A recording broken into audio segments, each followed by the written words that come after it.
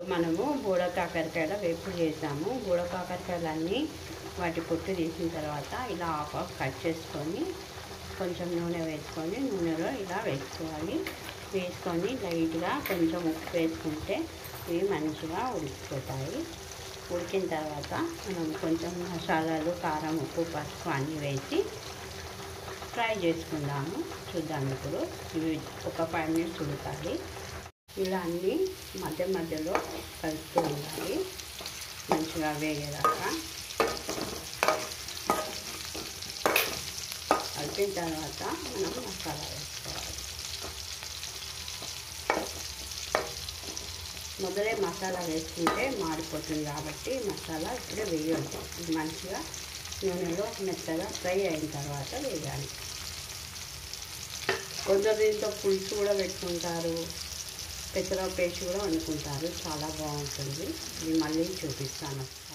చూస్తున్నాం కదా, అన్నీ మంచిగా ఫ్రై అయిపోయాయి. మంచిగా ఇట్లా మెత్తగా ఉడికిపోయినాయి.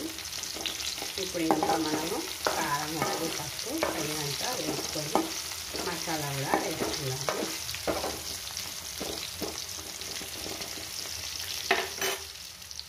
కొంచెం అల్లం వెల్లిపాయ పేస్ట్,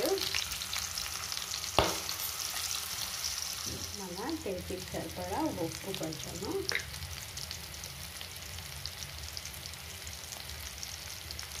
గరం మసాలా పొడి, ఇది కారం,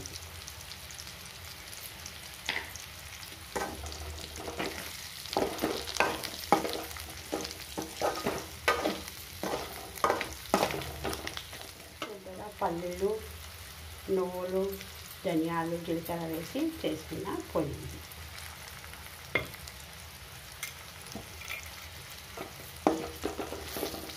ఇవన్నీ వేపి పొడి చేసుకున్నాం కాబట్టి ఇంకా వేరే అవసరం లేదు. మంట కట్టేయచ్చు.